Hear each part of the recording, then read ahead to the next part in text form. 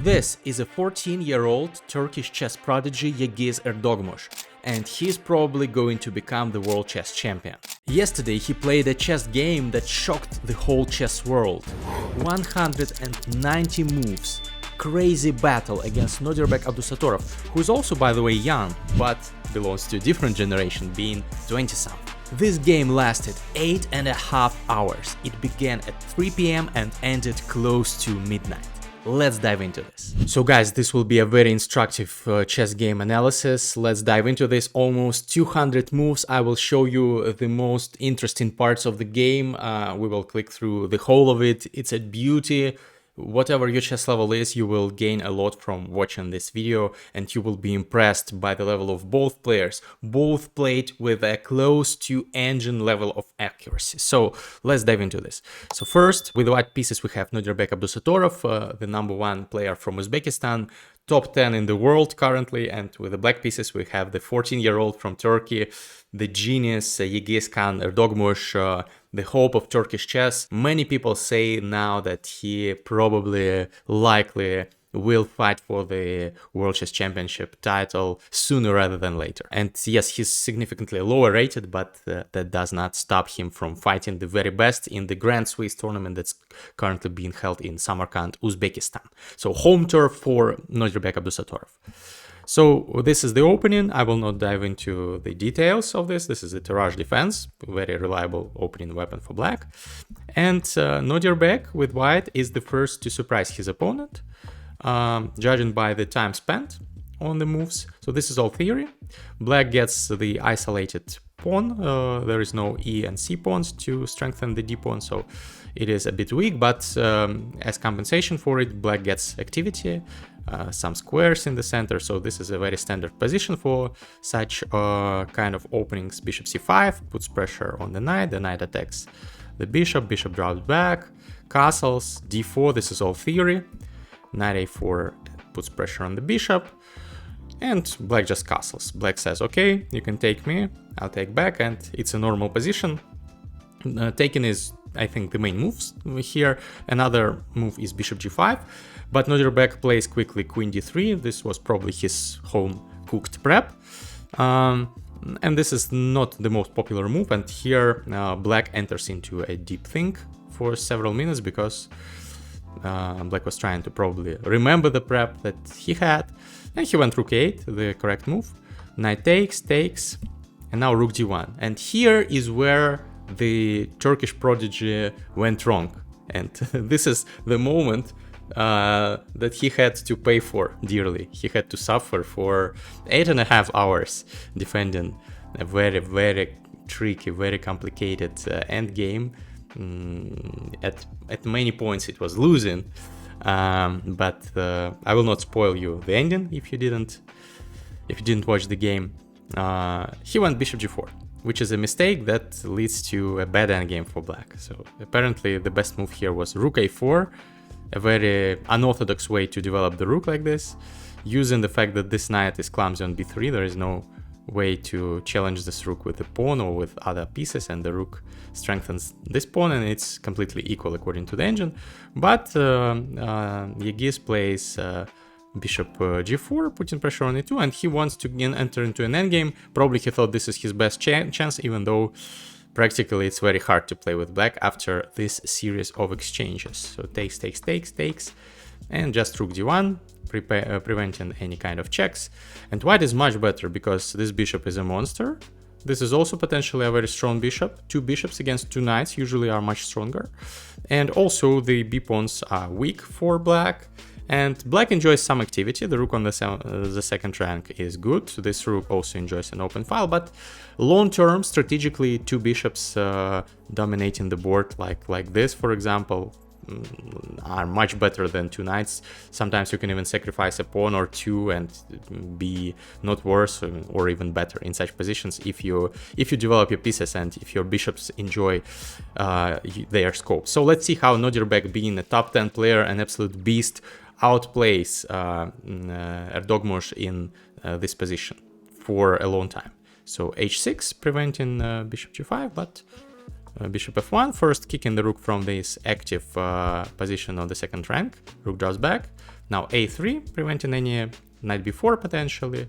Also, this pawn is no longer hanging. Now this rook is free from its post. So rook d5. Now bishop e3, attacking the b6 pawn, and black goes rook d8, doubling the rooks on this file because now the d1 rook is hanging, and if white takes the rook, the knight takes, and suddenly the knight is defending this b6 pawn. So that's the idea, but instead white goes rook d1. The rook is active over here. Currently it's not threatening anything, but the bishop is threatening to take this pawn. So b5, now b4, knight e4. Knights belong in the center, very active position for the knight, but it is not very stable. Bishop g2 now pins the knight to the rook and attacks it. Black has to defend the knight with f5, and now g4, a very aggressive move, challenging this knight, because if you take, of course, you lose the knight, you cannot take. So black instead goes rook e8, protecting this knight, takes, and now rook d1. White still insists on infiltrating with the rook, and both bishops are very active. The position is close to +1, even though black's knights are not too bad, and the rooks also are active for black. Black has some counterplay, but also black is very much down on time. That's a problem. We will see it later play a role. So knight f6, rook here. Knight f6, by the way, the idea of this move is that white wants to infiltrate on d7, and knight f6 prevents that. So the knight has to retreat to prevent this infiltration. Now rook c1, it's always useful to put your rooks on open or semi-open files. Knight g4 challenges this bishop. Of course, white does not want to trade and lose the two bishops advantage, so bishop c5, nice move. Knight e5, maneuvering, again preventing the rook infiltration. Rook c3 is potentially defending this pawn, and maybe can join via this square, or if the knight moves from d3, then it can double with its counterpart. So logical move. Knight c4. By the way, pay attention to the knight maneuvers in this game. So this knight went to e4 first, then it went back here, then it went here, then it went here, then it went here. And Erdogmus is fantastic with his knights in this game. You will see many interesting knight maneuvers. On c4, it's a great outpost for the knight because no b or d pawn can challenge it on this square. But the problem is that this b5 pawn is weak, and in many variations white can go a4, and you cannot take because you will lose the knight. And you cannot go a6 to strengthen this pawn because the pawns are doubled. A little bit ugly. If we move this pawn here and put it on a6, black is very much fine, disregarding the fact that the knight would have to be moved somewhere because it would not be protected. So I will not go very deep in variations. I will show you just the main ideas and reasoning behind the plans of both opponents. h4, very useful move, creating luft for the king potentially, to be free to roam the board, because in endgames kings should be active pieces. But also sometimes you want to push h5, and that's exactly the plan that nodirbek implemented. Very non-obvious plan, by the way, if you are not a high-level chess player, and one of the top engine moves in this position, h4. I would not have thought of this, honestly. So rook f4 attacks the pawn. h5, that was the plan all along, fixing this backwards pawn and wanting to plant the bishop over here. Why? I will show you why. So rook here, pinning the bishop, king f1, rook here, attacking the pawn, bishop check to d5. The bishop is attacked, but it's also protected. So you drop back, and probably you might have thought, oh, he wants to take here and here. And no, he doesn't, because then he loses this pawn. This is threatened, and black has lots of activity, and probably it's closer to a draw now. So you don't want to trade your powerful bishop, even though the knight is also powerful here. Instead, he wanted to go here, attacking the rook and defending the pawn. And once the rook moves, he wants to go here. And this bishop is like a thorn in the side of black, because now black's king is in a checkmating net. For example, if black takes here, then there is takes, and rook e1. and the knight cannot go anywhere, because if the knight moves, this will be a checkmate. So only move is this, and this is checkmate, because this bishop is so strong. So that's the idea. Very subtle idea with the maneuver of the bishop moving. So the plan was h4, h5, bishop d5, bishop here, and then bishop here, creating this mating threat. Very, very sophisticated play by white, and very effective, by the way. So bishop g6, great move. Close to a winning position for white, because black's king is so weak, and also white will try to infiltrate with the rooks, combine this with the power of the two bishops, and most likely most opponents would have lost within like 5 moves. But this is move 36, and may I remind you that this game lasted until move 190. That means that nobody lost within 5 moves. Let's see how it unfolded. So rook g4. Normal move, overprotecting the c4 knights. Now a4 ideas are not that effective, because this pawn can take easily. Also the rook could have potentially taken, if it doesn't have to guard the 8th rank, then it can also take.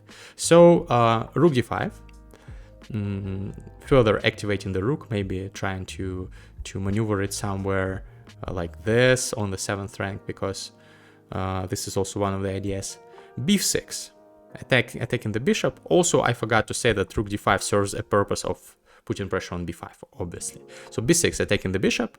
f3, instead of, this is a good rule of thumb if you're playing chess. If your piece is attacked, don't immediately think, oh, my piece is attacked, I should move it somewhere. No, first of all, think, can I attack my opponent's piece of higher value or same value as mine, or maybe give a check, because the king is more important than any piece. So maybe give checkmate. So before moving back the bishop, consider those possibilities. Actually, here black could have taken even, and then gone rook d6. That's the ancient choice, and one of the knights will be lost. But what nodirbek did was also perfectly fine. It does not lose the winning advantage. f3, attacking the rook. Your bishop is hanging, but the rook is more important than the bishop. Rook moves back. Now nodirbek trades, and look at those ugly pawns. 2 sets of doubled pawns for black. Not a happy position to be in. +2 advantage for white. That means that it is a technically winning endgame. But can nodirbek win this endgame?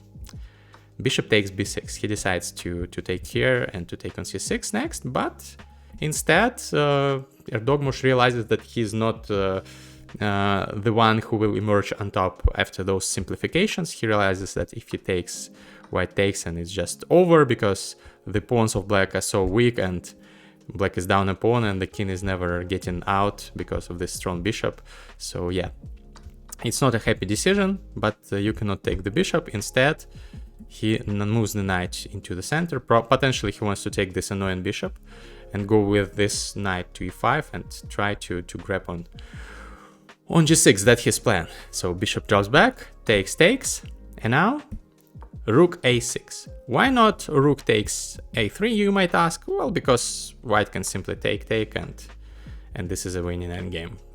The bishop is so much stronger. You can put the bishop on c5, for example, and the king is never getting out, because this pawn prevents it getting out via f7, and this bishop prevents it getting out via f8. And also this pawn prevents it going forward. So black is playing down a king in the endgame, and white's king can just march forward, take all the pawns, and win this easily.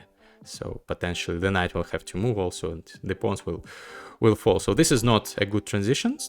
That's why the rook does not take this pawn. Instead, rook a6. The rook goes after this pawn, because it's much more important. This pawn is now a thorn in black's position. King here, now king here, rook here, and we are not, please note that we are not taking the pawn, because a4 will happen, and we cannot take, this will fall. And if we go here, well, lots of way to win this, but a5 is probably easiest, and the pawn will soon queen. It's very hard to stop it. Okay, so that's why we are not taking this pawn again. We're going rook d6, going for counterplay, attacking the bishop, bishop moves, now check, activating the rook. The position is still lost for black, and we have entered the new time control, because after move 40 each player gets an extra 50 minutes. So Erdogmus got an extra 50 minutes several moves ago around here. Here he got an extra 50 minutes. Before that he was playing on seconds. He got extra 50 minutes. He spent lots of time thinking, and after like several moves he already has 7 minutes, because the position is so crazily complicated. They already have played for like 5 hours, but this is just the beginning, because the complete game lasted 8.5 hours. Like whopping number. I cannot fathom this. My longest game in my tournament practice was like 5.5 hours, I think. 8.5 hours is crazy. So rook d2 check here, and now 95. So the idea of black is that black wants to take this pawn, whatever black can do, but white still has those checkmating ideas. That's why bishop e3 is strong. The rook is attacked, and this is a checkmate that is threatened on the back rank, because this pawn still restricts the king. So rook d8 is only move, taking control of the 8th rank, but now the rook is no longer that much active.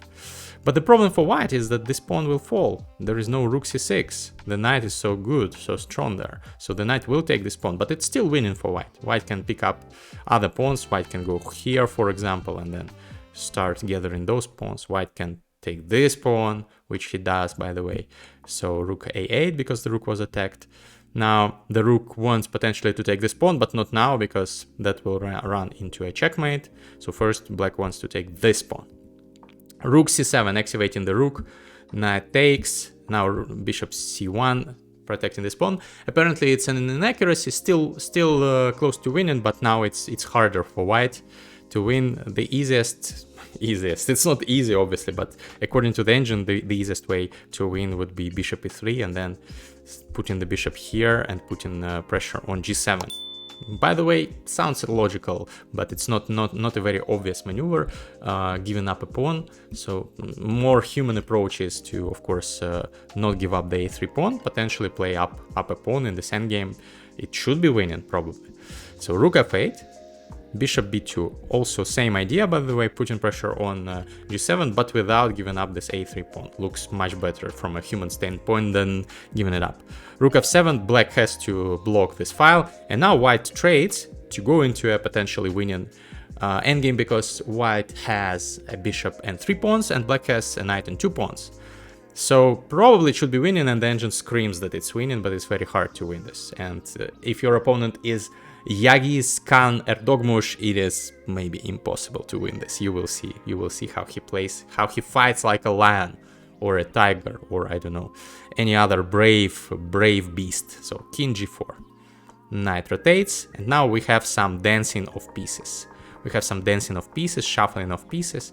Every day I'm shuffling. We have this shuffling of pieces. The knight dances with the bishop, poking and prodding. White tries to win some pawns. Black does not allow white to advance further. Black wants to build a so-called fortress, and suddenly it's a draw according to the engine. Suddenly, somehow, white has not found a way forward. There used to be a way forward somewhere around, I think, there.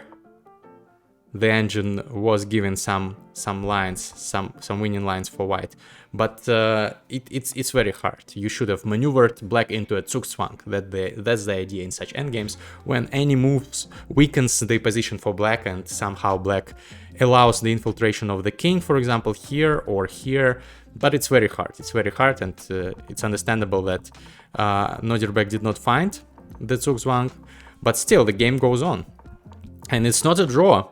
Let me tell you that the game lasted more than 100 more moves after this, so this is just the beginning.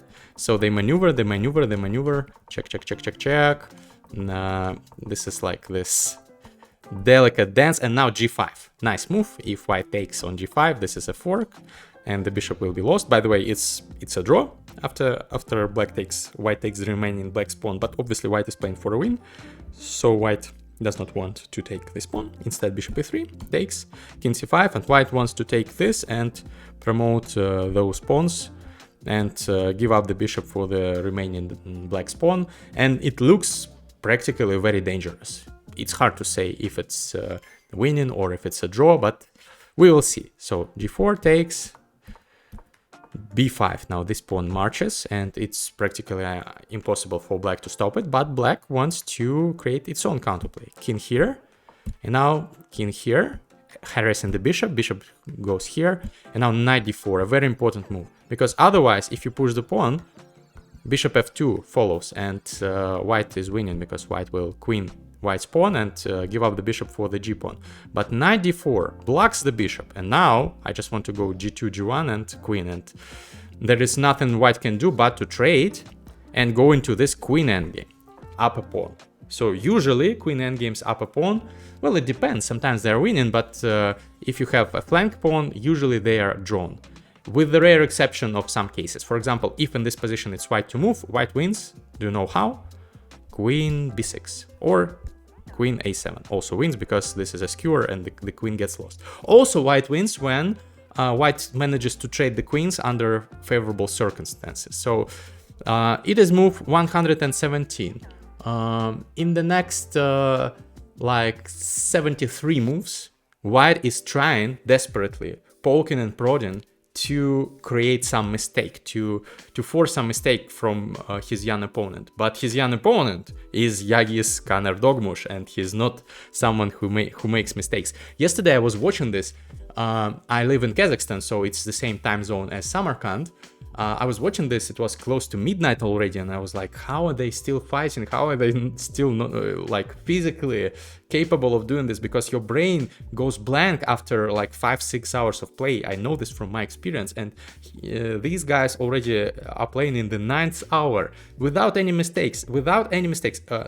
Nobody up until move 190, the end of the game, nobody made a single mistake. And yagiz Erdogmus was playing on seconds, on increments. So each move he gets added 30 seconds to his clock. So basically he has 30 seconds per move, and he has to tread lightly on this minefield. Otherwise, it will be devastating for him. So let's see how they maneuver. So queen c1, queen here, check. How can you lose this with black? For example, if you go to this file, you get checked like this. You will have to drop back. The queens get traded, and the pawn is pushed and is promoted like this. Easy to win. If you go here, also you lose, because this is a skewer. So it is really a minefield. You should be very precise, very careful. King a4, yes, the best move. Now a4, pushing the pawn. Check.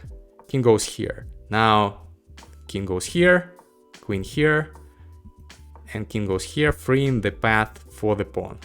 Check. King goes here. Now, again, you can very easily lose if you check like this, because this is losing. The king is not in time to stop this pawn.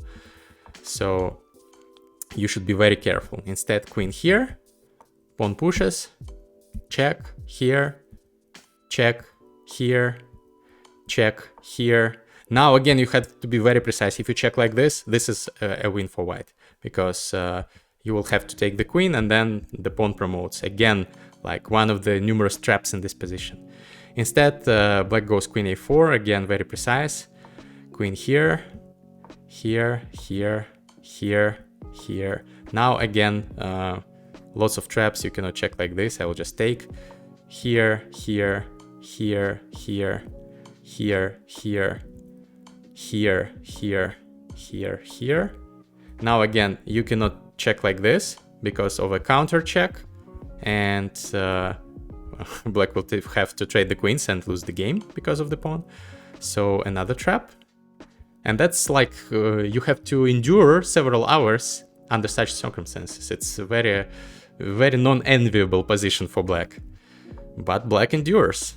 Check, goes here, check, goes here, check, goes here, check, goes here, check, goes here, check, goes here, check, goes here.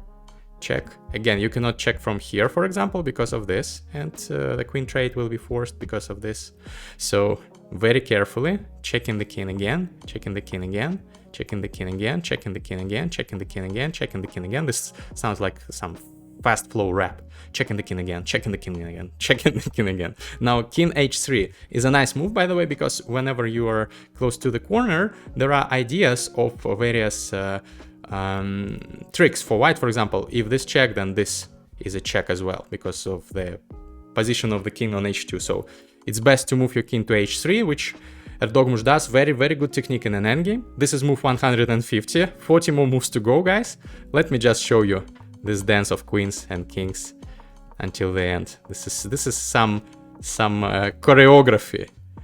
Very, very beautiful, beautiful choreography. All moves are checks. All moves are checks. White can do nothing. All moves are checks, all moves are checks, all moves are checks. And here, move 190, Erdogmus claims the draw due to the 50 move rule, because whenever there is no pawn movement and no trades during 50 moves, you can declare a draw, claim a draw. After 8.5 hours of play. Crazy game. If you enjoyed it, write it in the comments. Do you think that Erdogmus has the potential to become the world chess champion? I do. Write your predictions about him in the comments, and see you in the next one. Bye bye.